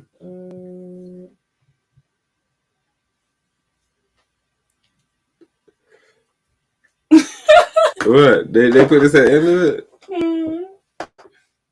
Ah, man, I gotta go tell the person because I was telling the person, I'm like, man, that article seemed bullshit. It's an April Fool's joke and they got you that. Just let it. Just don't see that shit on April. I seen somebody said, they said Twitter was gonna post the editing button, but the girl's like, I didn't know whether to take it seriously. It was on April 1st when they said it. Did it happen? You gotta go call bro right now. Man, I can't call nobody. I just didn't know. I'm like marketing. Oh, God. So yes, guys, that was an April Fool joke. If you guys watched all the way to the end, you guys will know that. If you decided not to, you will be terribly spewing misinformation. And that is a no bueno. No bueno. Alrighty, let's get into this next one. 14-year-old girl was able to stop an intruder with kitchen knives and a cell phone camera. This article is by Zoe Soti. Alrighty, let's see here. Okay. So, a 14-year-old girl in Massachusetts warded off a man who broke into her house, and police said she even helped them catch a suspect. The girl was sleeping in her home in Middleborough when she woke to the sound of an intruder. According to a news release from the Middleborough Police Department, she saw a man stealing things in her house. She then grabbed 2 kitchen knives and confronted him, her mother told reporters. The intruder dropped the items and fled, police said. The girl captured video of his vehicle and his license plate on her cell phone.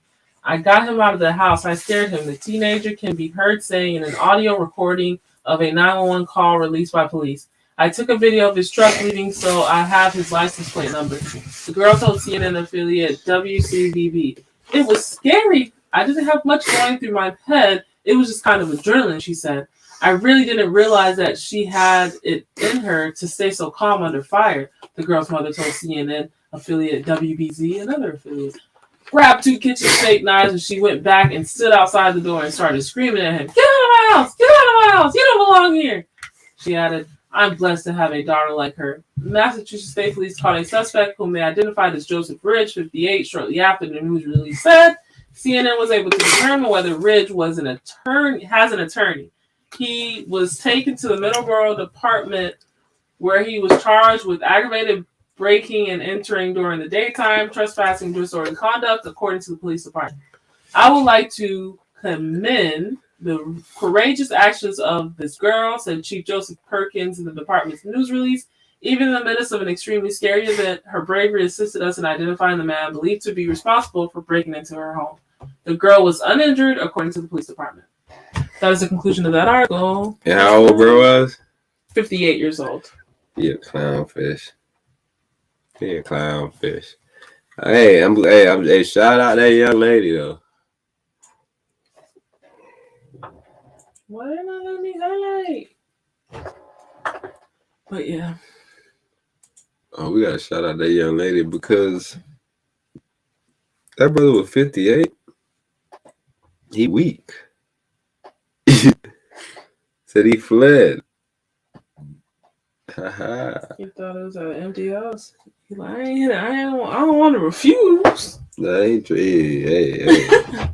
Hey, you got 2 knives? I just thought this was an easy one, but it's not that easy. You got a little feisty little girl in here. That's good for you, OG. Why are you giving Joseph Ridge an accent? Joseph Ridge might be a fucking white man. He's in this white dude? Go check him out.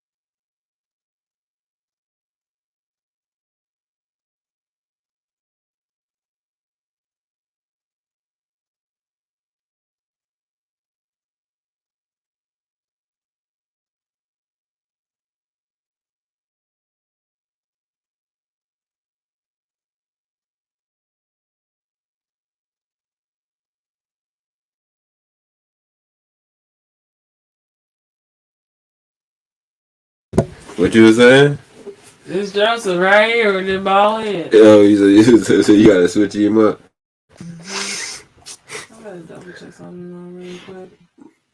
There with me, people. I kind of felt like that was Joseph though, because I was like, man, I don't know if we be teaching our youths in the melanated community to whip two kitchen knives out. Yo, little girl said it simple and plain. Get out of my house. Get out of my house. You don't belong here. Get out, my God. You gotta run, sis. That brother. You gotta.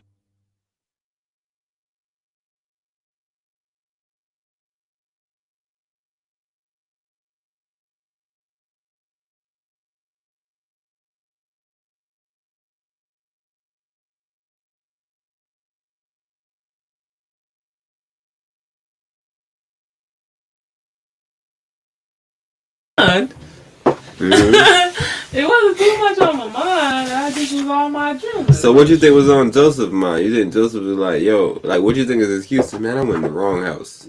Yeah, imagine seeing a little girl. You're like, oh no, this is way too many strikes. Female, a child, and she white too. White. What? She gotta be white, bro. Yo, he would not do good if anything to have that little girl. And what area he in?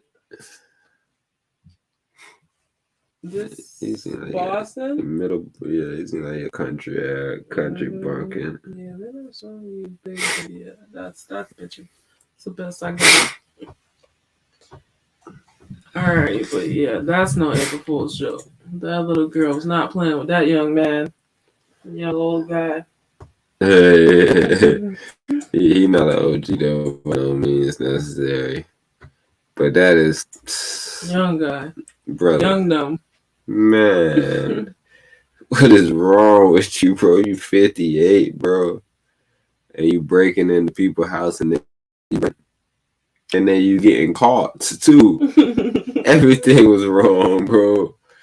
Like that should have been like your shit to be like, yo, I'm never getting caught again. I'm not doing this no more. Yeah, shout out to him running though, not fucking trying to overpower. Oh no, shout out to him for everything he did besides get caught, because that was like he was literally just get away free and just be like, yo, I'm never doing this again. I don't know what the fuck was wrong with me just tonight. And then he could tell that story a couple of years from now, man, bro. One day, bro, I did some stupid shit. I lost it, bro. I was on coke. Babe, which one is in here? This one I was staying in Middleborough. What playlist that is? Not us.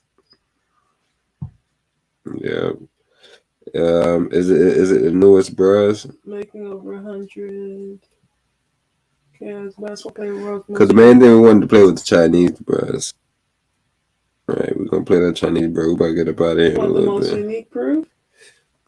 The unique proof. I'm going to it right now. Let me see. Okay. And this one dude's making over 100K as a high school basketball player. What the hell is that? Not us. Or San Fran. Or the suburban road. What suburban road where you we last?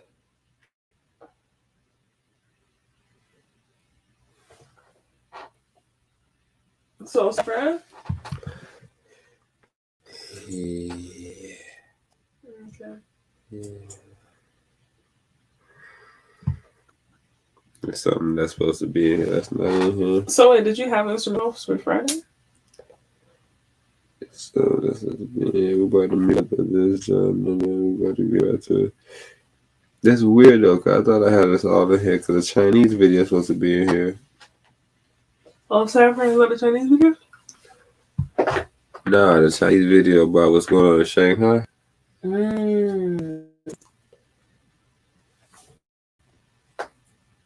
Said I took it down. Nah, because it would have said deleted or something. It would have told me about them and John. It's in the playlist. You want to go check your history and let's go? Yeah, after we run this on the floor.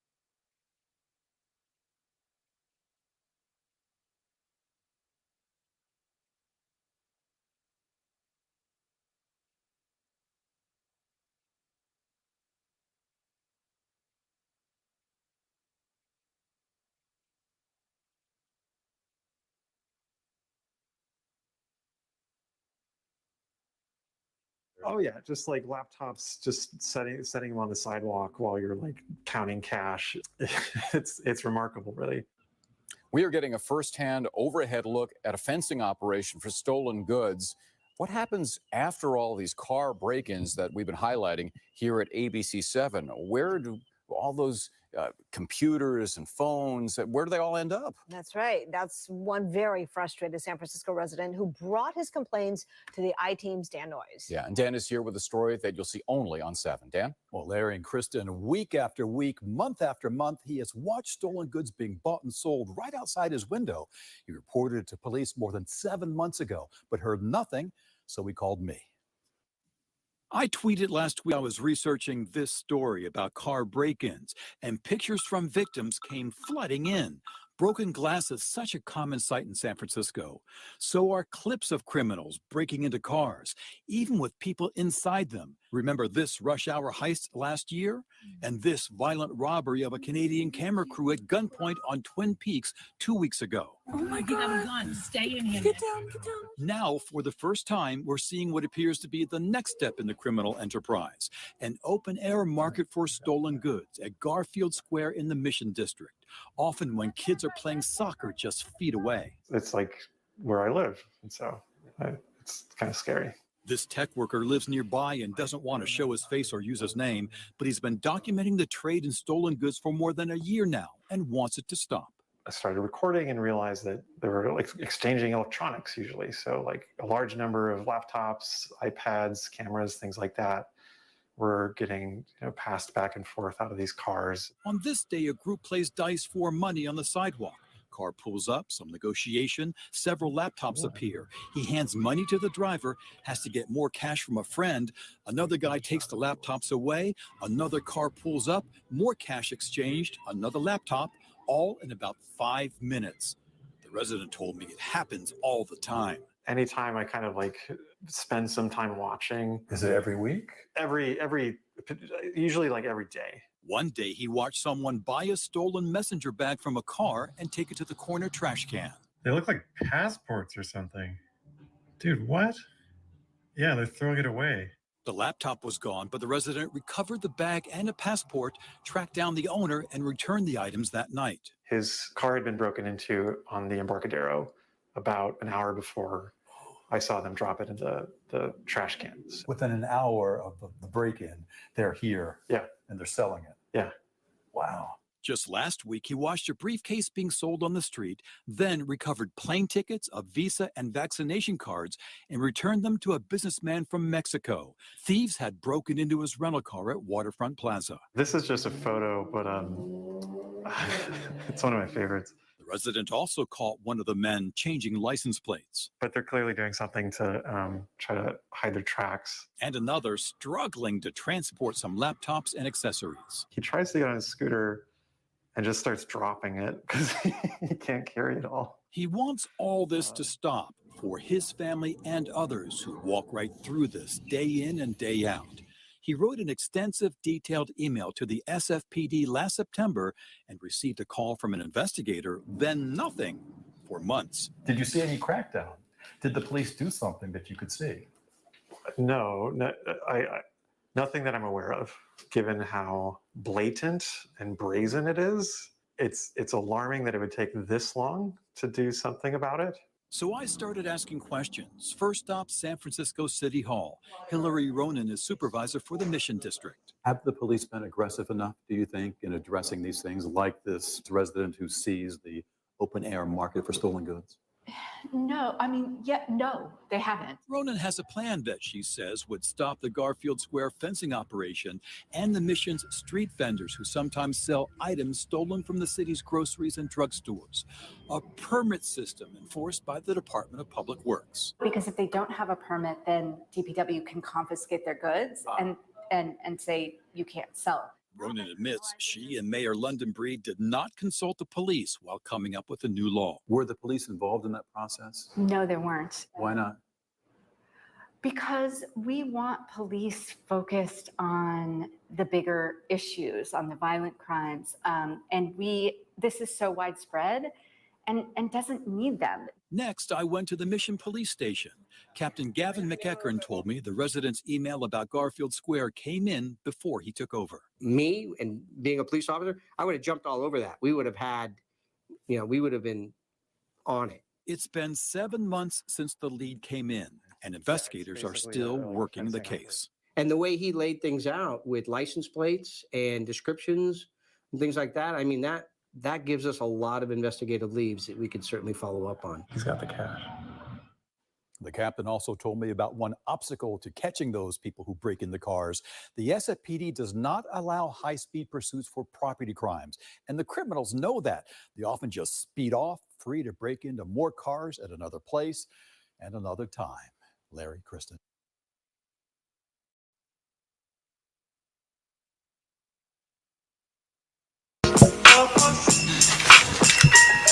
Nigga fencing, them stolen goods.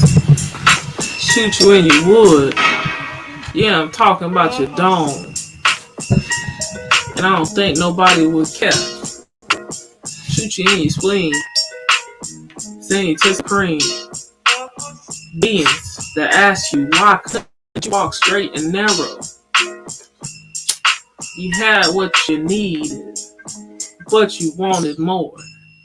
We call that greed, 7 deadly sins. Hey. We gonna send you to the Supreme. Possibly make you scream.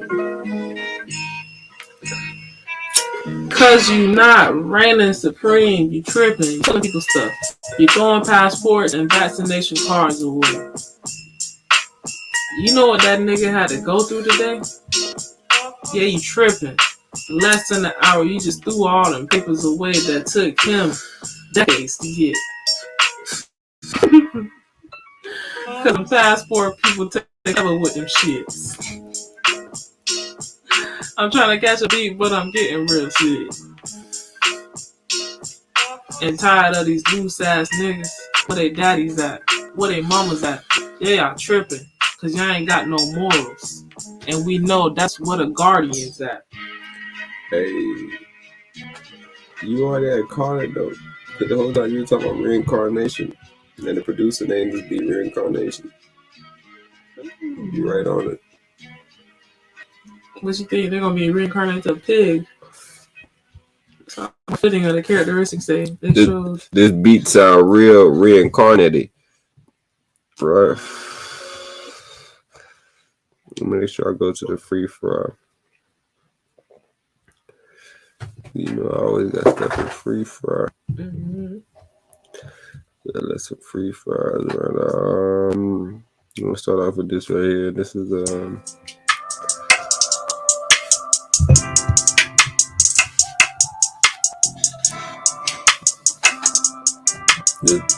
right here. Some shit that you gotta say like.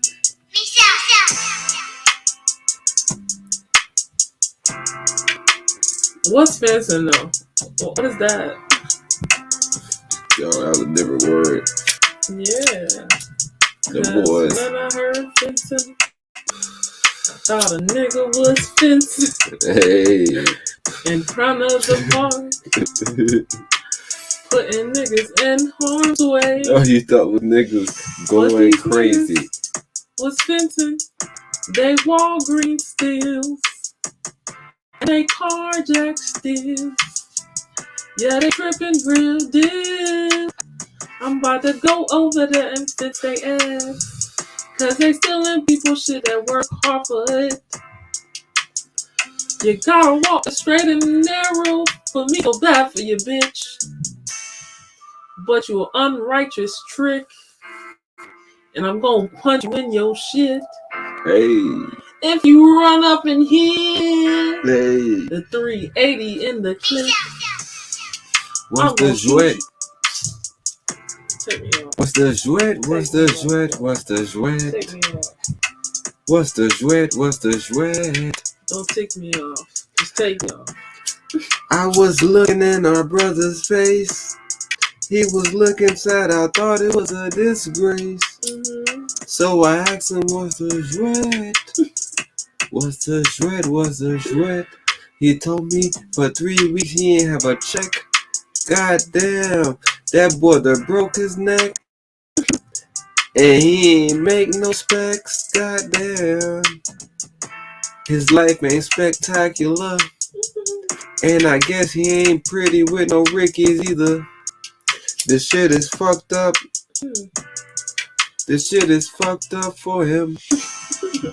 He don't have no heater. And he don't have no friends. He don't even got no money. So that mean it ain't no end. The brother working 3 times a week. And he never fucking sleep. For 3 years he been on the fucking grind. But his life ain't been making no sense.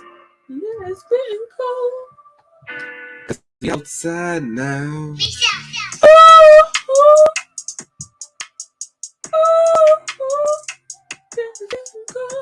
Cause the outside. I see hot. I got the bitch, I'm hot now. I got the 40. Hey, you coming on real squeaky. Yo, I'm do the lyrics. I'm there. Sweet mouse. What do you say? I got the 40 in the summer, bitch, I'm hot now. I got the jewels in the summer, bitch, I'm cold. I'm sorry, I let y'all know. Hey, I got the 40 in the they said summer. you let everybody down. I got the 40 in the summer, bitch, I'm hot now. No, I got the summer. I got the jewels in the summer, bitch, I'm cool. I got the 40 in the cold, bitch, I'm hot now. I got the 40 in the Winter. I got the 40 in the cold, bitch, I'm... The winner? I got the 40 in the winter, bitch, I'm hot now. Got the 40 in December, bitch, I'm hot now. Hey. Niggas mad I'm walking around with my Glock out. Ooh. My Glock out. You wanna put your cock up? They said my neck's too red. And my hands flipped over, I don't beg. All I do is pray. They said all I do is pray. I'll be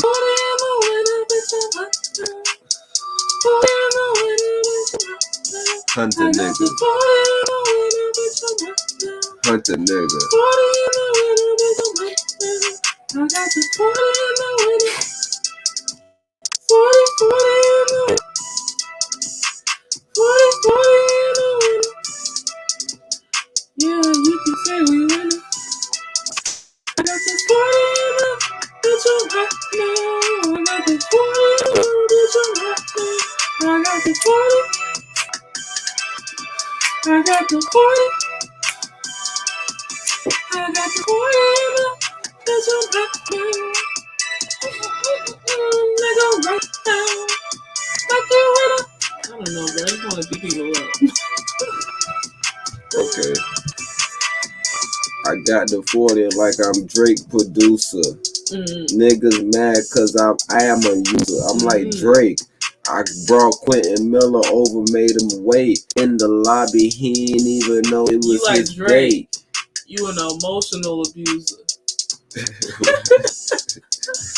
You use your emotions and you abuse them.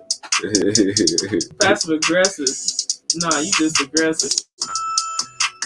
You be beating up your emotions. You lied all through. You told us that the ocean was full of motion. Little did we know it was a rip tide. Yeah, drying real fast. Don't jump in that sea. Throw your line out there and catch some fish, baby. But don't jump in that sea. 'Cause where there's more fish, there's a man of war coming for you. Stick your hand in the water, electric force. Hey. I got bars, but I'm gonna stop because I need to buy another car. Hey. So these bars can't come free. Because I know y'all always take from Supreme Being. So I'm gonna stop right here. I don't know.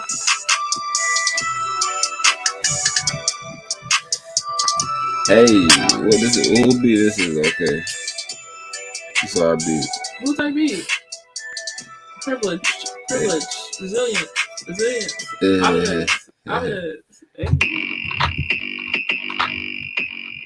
What is it? This be whack as I'm getting Cali vibes. You in the lab. Ooh. You in the lab. You in the lab. You in the lab. I'm in the lab. In notepad. Don't get no fuck nigga in the lab. All I do is rag. Smoking on some Zah. Smoking on some Zah. West side. Exotic. Nigga man in the car. Walking around. Nigga man. They a clown. He's on the west side or the east side. So yeah, you know we walking real right. East Standard Time. Real righteous. Might seem like we come from divine species. But we just walking the straight and narrow.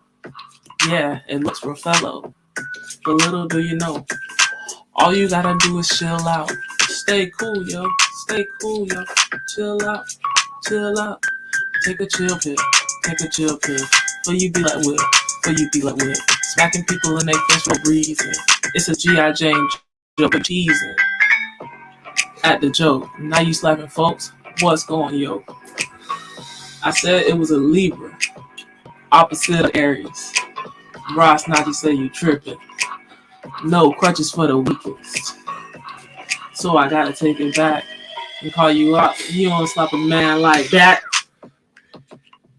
You don't slap a man like that. Nigga. You don't slap a man like that. Mm. You don't slap a man like that. You better close that fist and show him what you mean.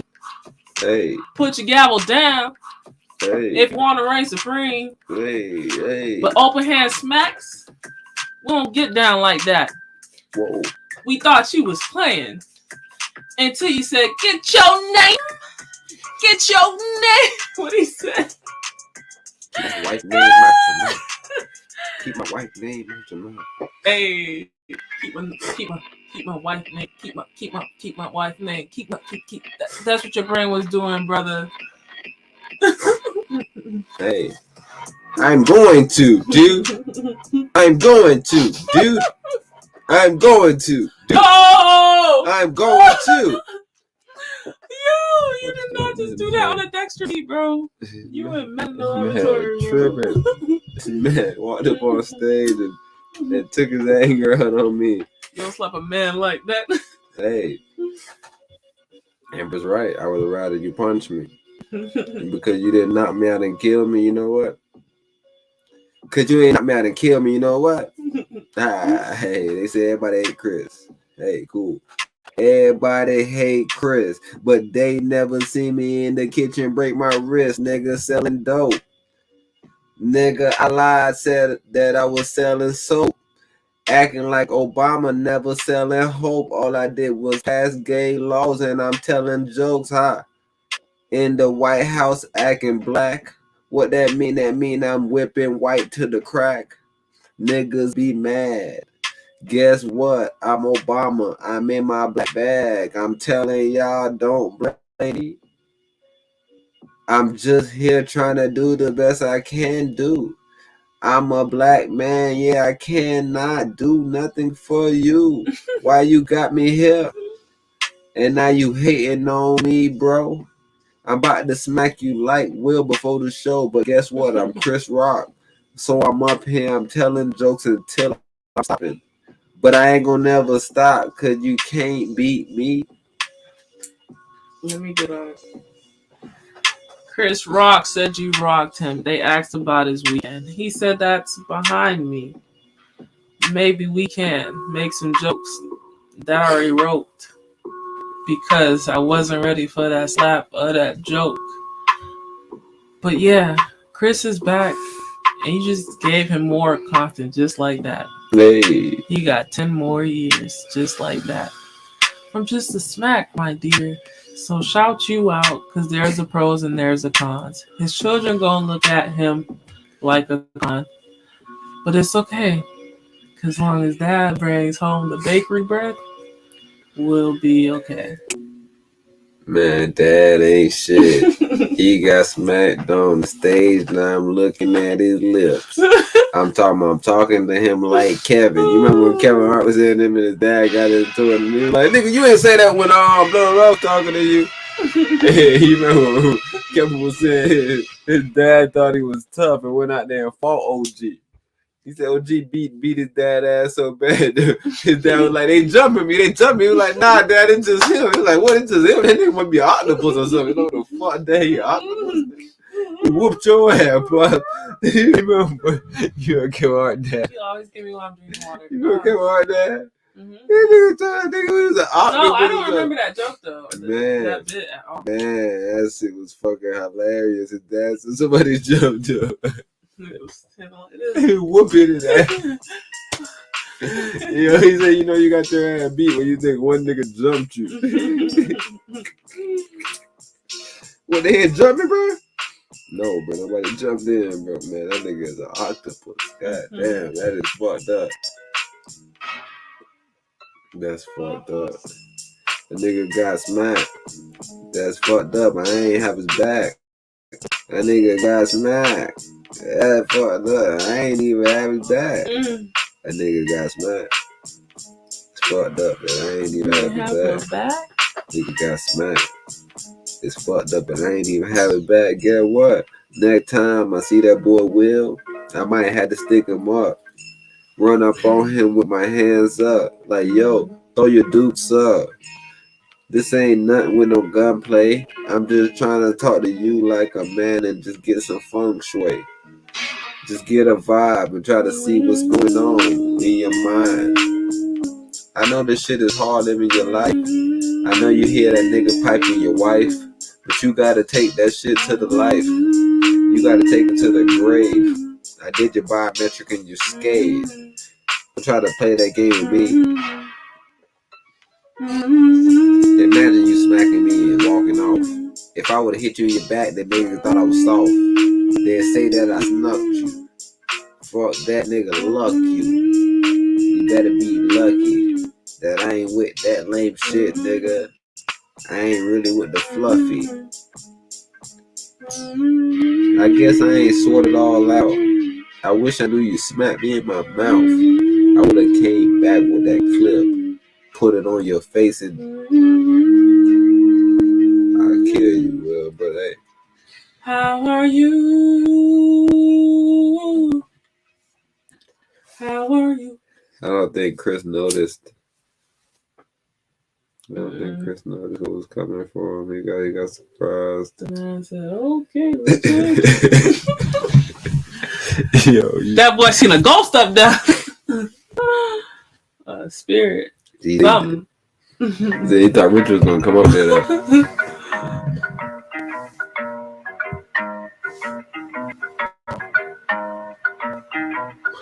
See a boy, stop a boy. That's all I really thought it was. Hey. Then I realized that Whoop was right. My dog lost a foot now.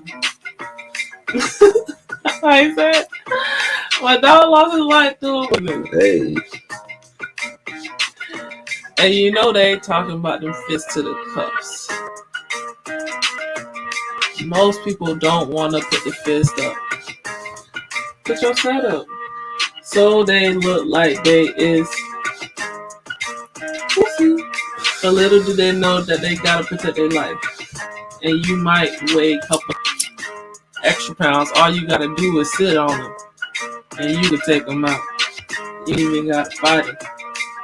So, he pulled his pistol out. Blam. 1, 2. Now look at you. You leaking blood, bro. Over a little incident, dude. You gotta stop tripping off these words. Respect yourself. And you'll get respect like it depends on your health. Yeah. But until then, I'ma let Ras Natty jump in. Hey, Empras. This beat right now, you know, it got me feel like beat got me feeling like I'm in Cairo. Niggas mad cause I don't be eating no gyros. I don't be eating no gyros. I don't be wearing no dress.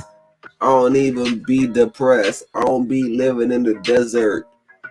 Nigga, it's like I took an excerpt from the Bible. I'm living like Jacob, and you living like Ishmael. I don't really be mad at you, but I know that you are. Nah, I ain't gonna tell you all, dude. But yeah, when I hear this beat, I'm thinking about you. I'm just thinking about you right now, riding camel. I see what you said. Riding camel, yeah. Yeah, it's very Riding my camel in the neighborhood. Riding my camel in the neighborhood. Riding my camel in the neighborhood. Everybody eating good. Riding my camel in the neighborhood. Riding my camel in the neighborhood. Riding my camel in the neighborhood. You got a sheep, he got a sheep. Yeah, we good. All we need is sheeps. All we need is sheeps. You got your camel, he got 1, 3. All we need is 3 more sheeps. Hey, I told the bros do the camels and the sheeps. I fuck with y'all boys, bro. Y'all boys doing y'all thing. Y'all got y'all little John. I like people now. Just shit. I like people that do the little halal shit. I like everybody that got some shit. dedication. Man, I'm just about to get up out of here though. You gotta always thank everybody for coming through the show. Just know when you smoke, you gotta smoke backwards. Right. Blow it out first and then roll the spliff. Roll up first and smoke and then roll out. You gotta roll in and roll out. Right. The first person to roll is the last person to roll.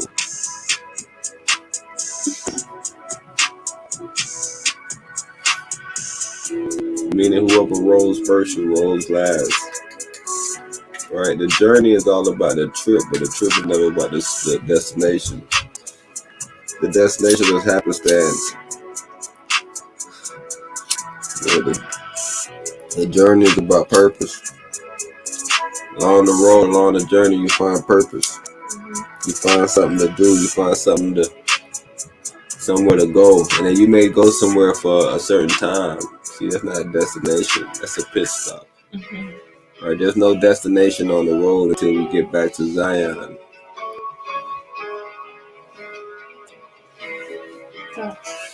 Everything is just a temporary after this. Something to give us more fuel on our way to Zion, everybody. But just make sure that y'all stay tuned in to the cast. Make sure that y'all do nothing but view. Right? View first, though. Read the room like I told Empress yesterday. You want to come in and you want to make sure you know what's going on. Everybody in here smoke papers. You don't want to be smoking backwoods, do you? You feel me? Everybody in the backwoods. You don't want to live in the urban areas when we all in the backwoods. Man, know what? Man, everybody, we got a tour. Everybody got a tour. What a tour out of here. They got tour their friends. Alrighty, guys. That is the conclusion of episode 212 of the Wise Magi Godcast Sunday Dinner segment.